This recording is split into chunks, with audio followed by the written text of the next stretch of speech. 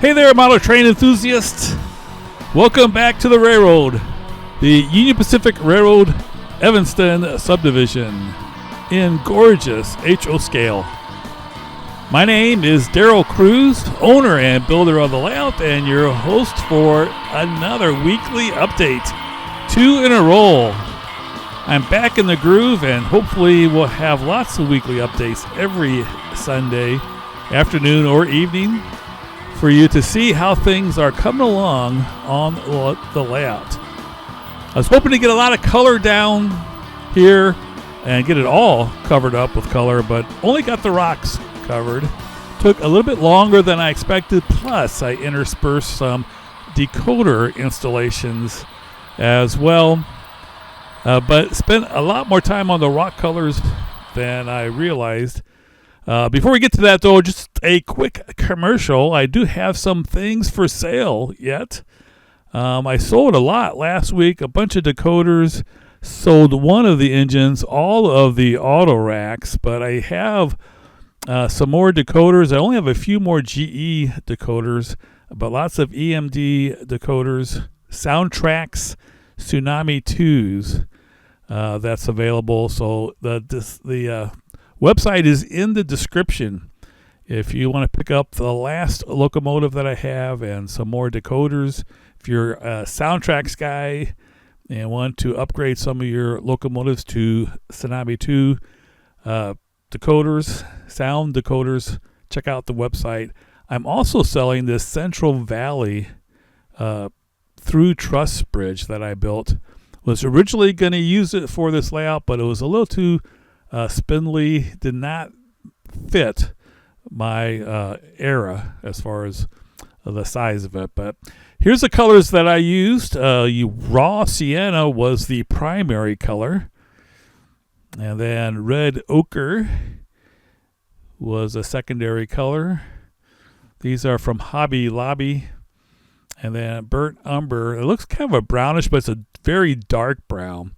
Again, I got these from Hobby Lobby, pretty inexpensive, and I mixed them up in these little 8-ounce cups that work out real well.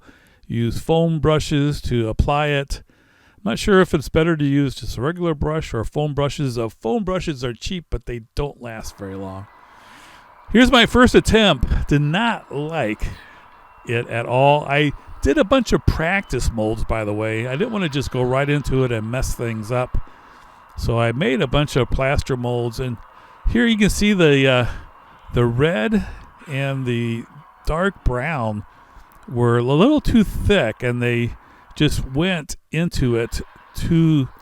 They weren't diluted enough, and you had a line of separation between the colors. If you look closely, you can see where one stops and the other one begins. It needs to be more of a blending of colors. So as I was doing each sample, I just added more and more water to the mixtures. Now the ochre or the raw sienna, the yellow color, I mixed it 16-1 and 32-1. It worked right away, but the red and the dark brown, I had to keep on diluting it in order for it to work properly. This was the one that I did that's like, okay, this is pretty good. I'm going to stay with that. Here's another picture of them. Depends what light you take the picture in. Those are the same ones. They fade a little bit too, I noticed. This is when they were just done, and that's why it took me a little bit longer, because I would have it looking pretty good, and then I'm like, oh, well, I'll go ahead and work on it again some more tomorrow. And then I come down the next day, and it would be like faded. And so I had to keep adding more and more. So I let this kind of dry overnight a couple times, actually probably 3 times. But here's the method that I use. This is a primary color, which is the raw sienna. And just kind of do these, what they call leopard spots. All around, and I was looking at the pictures and so forth, and you know the rock is really a little bit more consistent in color, with it being a lot of it being the raw sienna color that you see here. So I got to, as I was going from rock to rock, I kind of figured out, okay, I need to have that be covering most of it, and then just use the other two, or use kind of just as highlights. You notice I'm kind of squeezing it out so it doesn't get too much, and I'm not pressing it in either. This is the only way I got to the point where it would be something that would kind of blend in instead of being this dot on the rock. And I kept on diluting it more and more. One thing, I think these artist tubes of paint are a lot more concentrated than what you might see on videos and stuff on doing rock casting. So I think they recommended 16:1 for the primary and secondary colors, and then 32:1 for the final coat of the primary color. But it worked well for the raw sienna, but the other ones, it was probably 32:1 or even more diluted. But it all worked out. I kind of got a hang of how the method that worked best for this. Now here I'm putting on the 32:1 raw sienna. Sometimes it's hard to get it into the little hole. Don't worry too much about there being some white showing through, because there's definitely going to be quite a bit of vegetation on top of this, so I can cover that up. Now if you notice, there's a white that just won't cover up there. I'm trying to get it covered up there, but it basically, there's an area there that it would not accept color. So there's going to be definitely some vegetation there as well.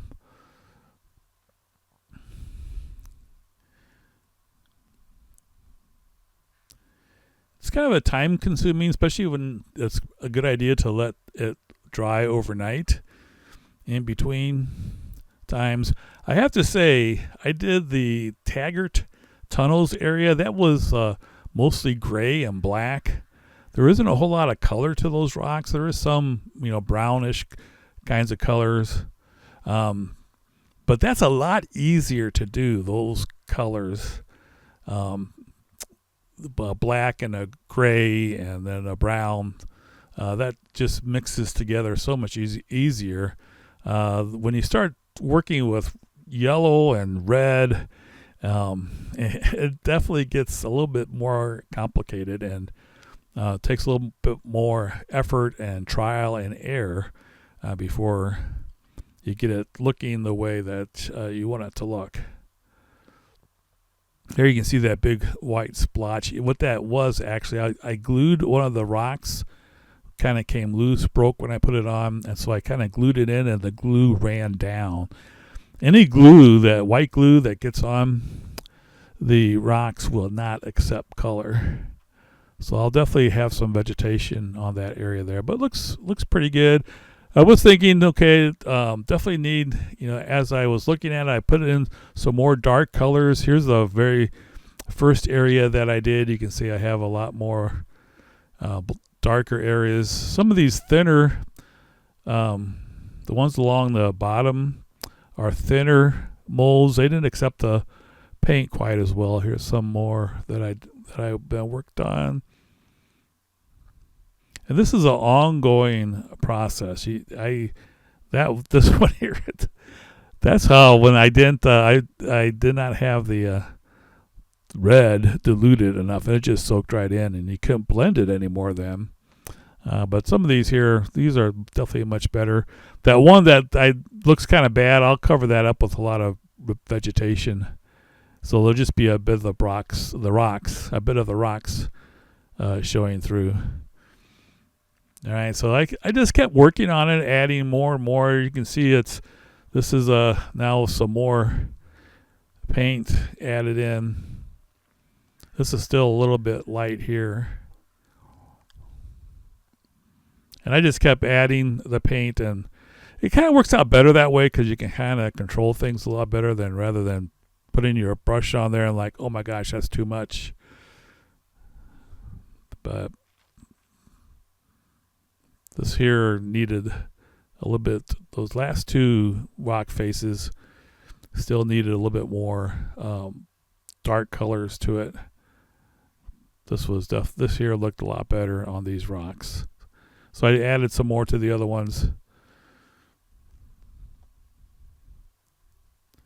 Now it looks a lot more faded in person.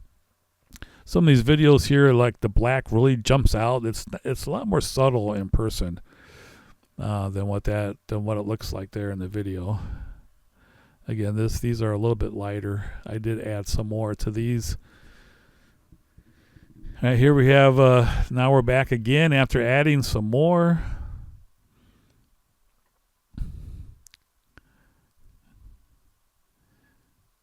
I didn't add any to here. These look pretty much the same. Have not a lot of change here.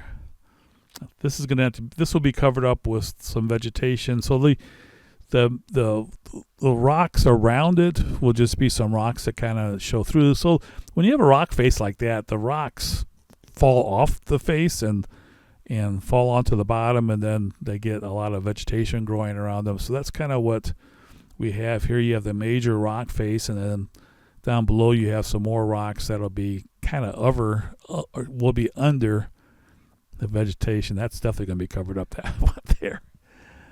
Oh well. But as I kept working on it, I was starting to feel pretty good about how everything was looking. You can see a little bit more darker colors in there.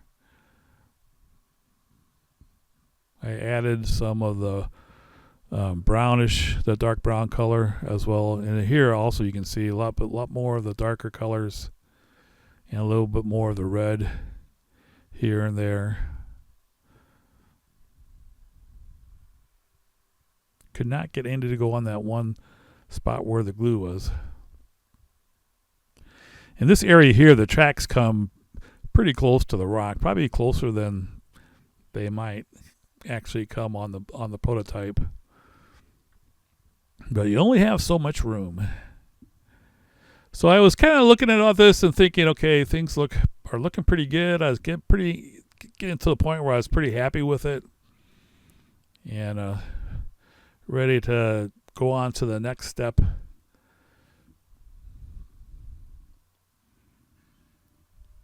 it's kind of I like the way too how each of the rock faces aren't exactly the same.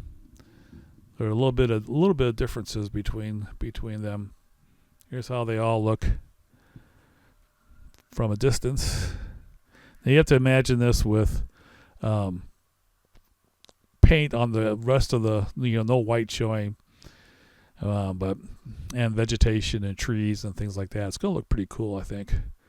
All right, once I was happy with it, then I went ahead and sprayed it with the scenic cement. That's what the Woodland Scenics calls it. It basically is just diluted white glue.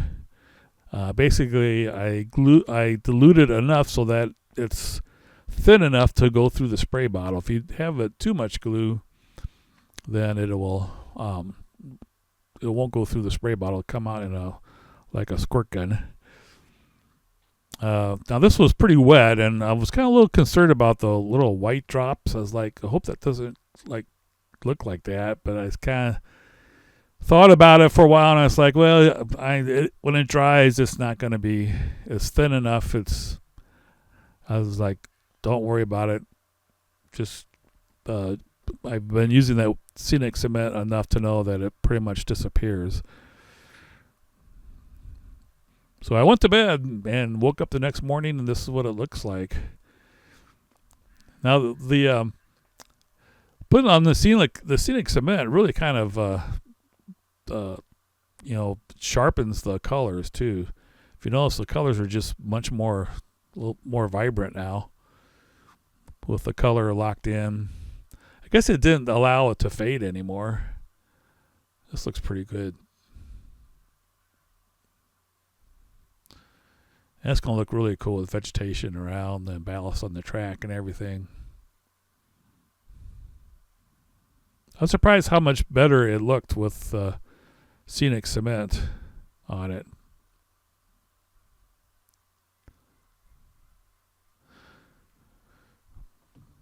Well, this one, these black areas here don't jump out as much as they do in the pictures. Now here, the final step now was to put some very highly diluted black onto the rocks to get into the crevices. So here we have some diluted black paint,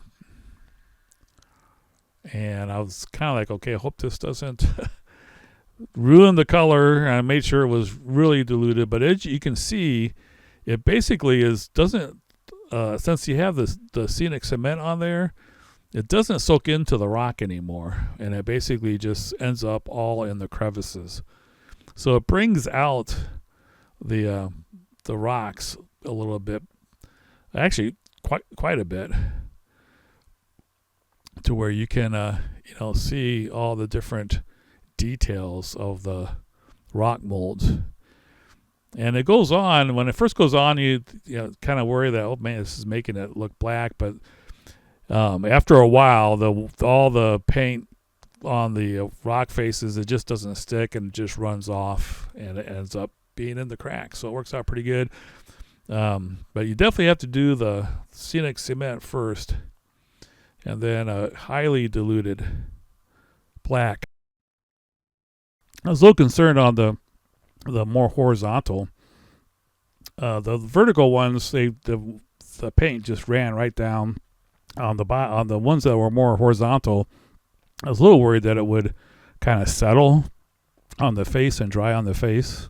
So I did use a paper towel to kind of mat up some places where I thought maybe there was a little bit too much. And it came right off and looked pretty good.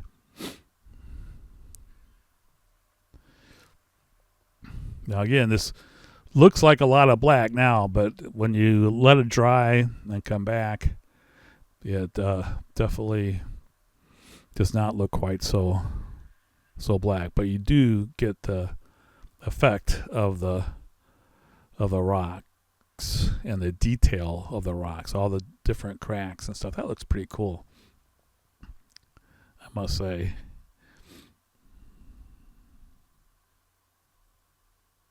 I was trying to get under the rocks a little bit for the shadow effect. But after a while, I kind of just realized just let the natural flow take care of everything, and it works out pretty good. All right, here's how the whole thing looks now. This is the finished product, I guess you could say, at least for now. I'll probably do a little touch up here and there. But I think it looks pretty good. I was pretty happy with this. It's going to be pretty cool when I get all the rest of the plaster painted. You can definitely see a lot of the detail.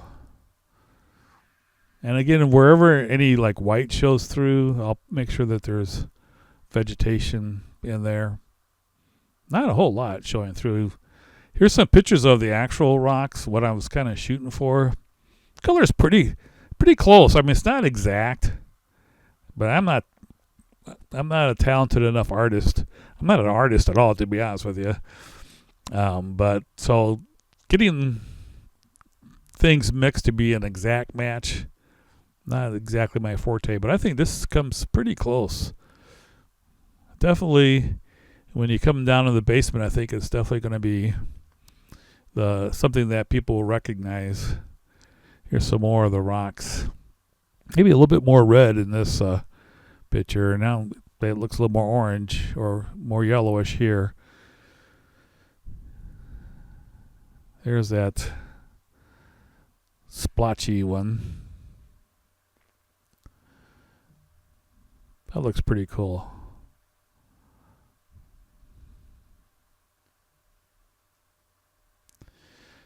Definitely going to be... it will look even better with all the vegetation around it and stuff. That's one thing that kind of held me up too. I have put an order together. I needed some more vegetation material, so I'm ordering some more foliage, woodland scenics, coarse turf and fine turf and clump foliage and so forth. And when you get really close, it changes color. That's just a video quality of the video. As you get, notice when you get further away, all of a sudden the other colors come in. That's a pretty good match right there to what's going to be on the layout. That's pretty cool. So anyway, I think it's going to be pretty recognizable as Echo Canyon. That's kind of what we're going for. This next week, again, I'm going to be painting the rest of the plaster, putting on different ground foliage. Hopefully get some trees in as well. Here's another shot of the actual rocks.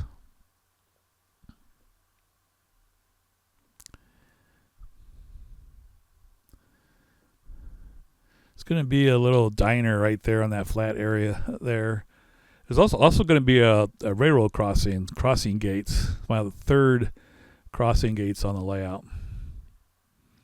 This is how it looks as of now.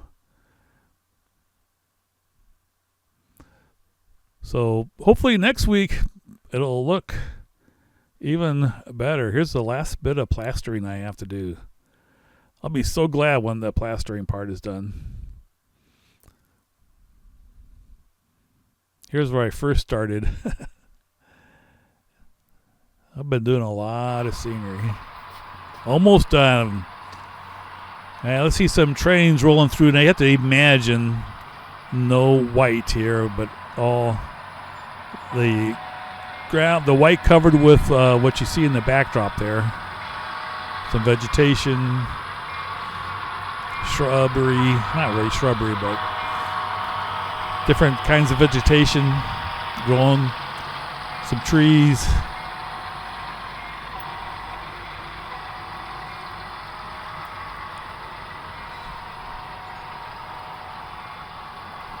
There's my red shirt in the way.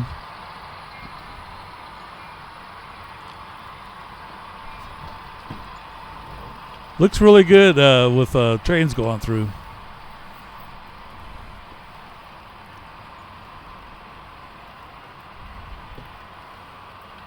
Pretty cool.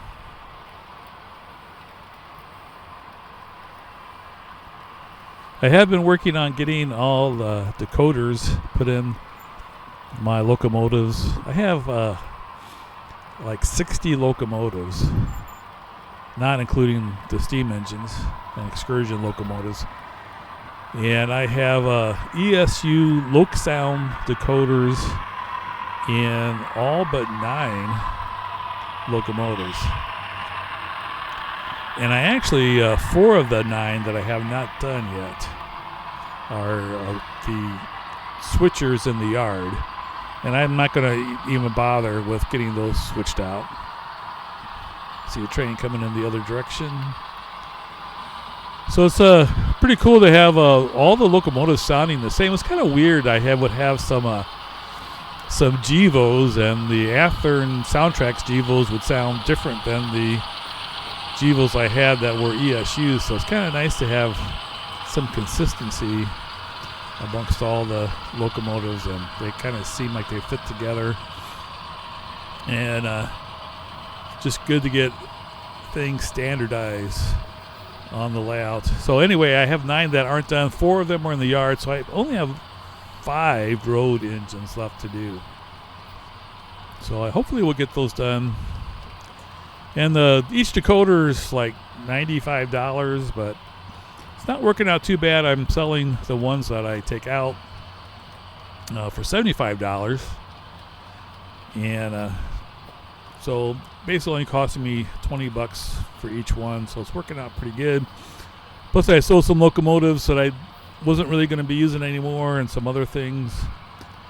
So been able to do all this changing over to ESU Loc Sound without it really costing me anything out of my family budget, which is the goal. All right, here's the last of the trains coming through. Here you can see the Wholesome Cement area and the bridges across the Weber River. It's definitely going to be cool when this gets all, when the ballasted track continues on, be a gate crossing here, and then going through Echo Canyon. That looks pretty cool.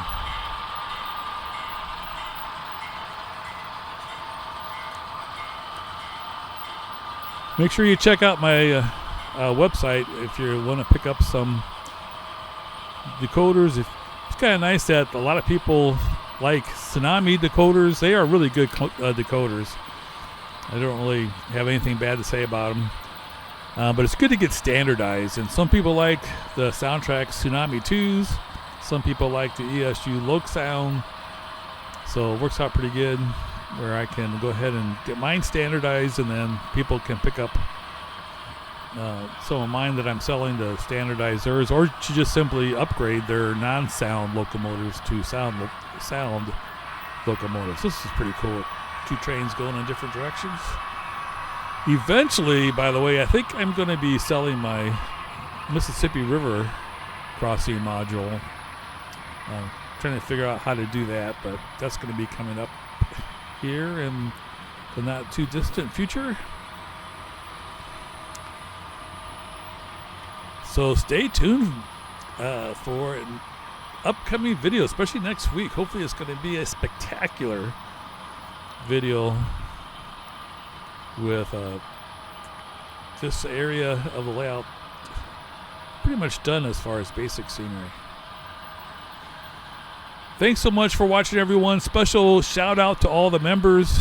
Thank you so much for your support. And all our subscribers. If you're not a subscriber, make sure you do so you don't miss any of the weekly updates and all the videos in between. I'll be anxiously awaiting my order from Lombard Hobbies for more scenery material, and hopefully get that all done for the upcoming weekly update. Have a great rest of your Sunday and a wonderful work week coming up. Take care, everybody.